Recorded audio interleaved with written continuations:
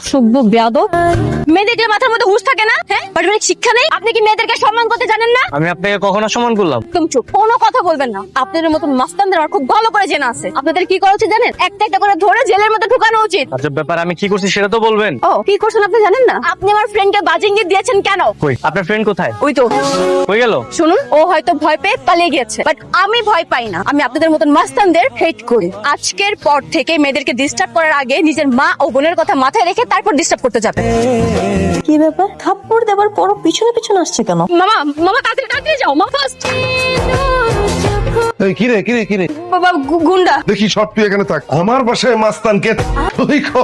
ওয়ালাইকুম আঙ্কেল। ওয়ালাইকুম আসসালাম। বাবা তোমার মোবাইল কেন বন্ধ ছিল? ফোনের চার্জ শেষ তো, তাই আপনাকে কল দিতে পারিনি। ও মাস্তান হবে কেন? তো শিয়াব আঙ্কেলের ছেলে। বলেছিলাম না যে ওর আসার কথা?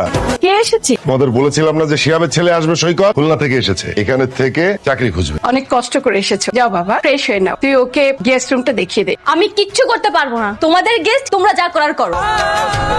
সবকিছু ঠিকঠাক আছে বাবা, বুঝছো, কিন্তু আমার বন্ধুর একটা বজ্জাত মেয়ে আছে, খুব দুষ্ট। দেখলেই রাগ করে, মনটা একটা থাপ্পড়। আর না না, ওর সাথে কোনো ঝগড়াঝাটি করিস না। আর শোন, আমার বন্ধু কিন্তু এক কথার মানুষ।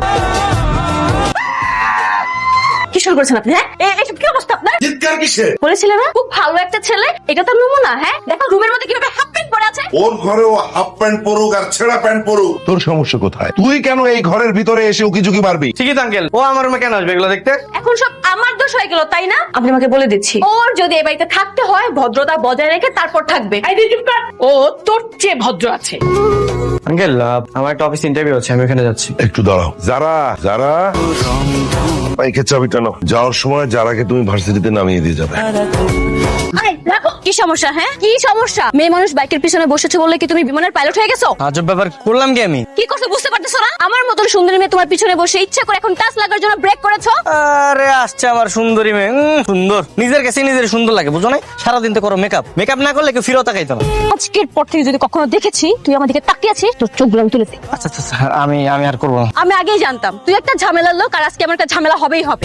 তাকিয়ে আছিস কেন? বাইক স্টার্ট কর। আজকে যদি বাবার বাইকটা স্টার্ট না হয়েছে না, তোর খবর আছে। সরি জান। ইডিয়েট কোথাকার। দেখ, এই তোর 10 মিনিট 45 মিনিট ধরে তোর অপেক্ষা করছি। আরে দোস্ত আর বলিস না, ওর জন্য সব লেট হয়েছে। আরে ঠেলা গাড়ি তোর বাইক থেকে বেশি ভালো চলে, শুধু ওর বাইক দিয়ে আসছি আমি। এটা কে, দুলাভাই নাকি? এই তোর সারপ্রাইজ। কংগ্রাচুলেশন দোস্ত, আপনি কিন্তু অনেক smart. Thank you so much. এই থ্যাংক ইউ মানে? তুমি কি আমার বয়ফ্রেন্ড নাকি? ফাইজলামি করো।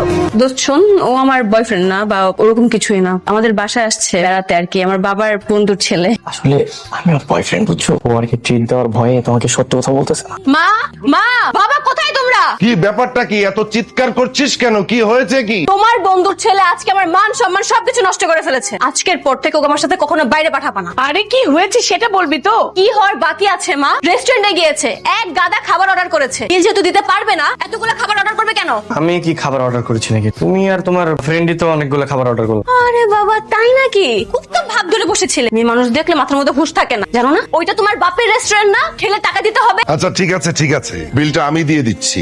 আমি বিল পরিশোধ করে আসছি। যদি পরিশোধ না করতাম, তোমার বন্ধুর ছেলেকে ধরে বেঁধে থালা বাসন মাজাতাম।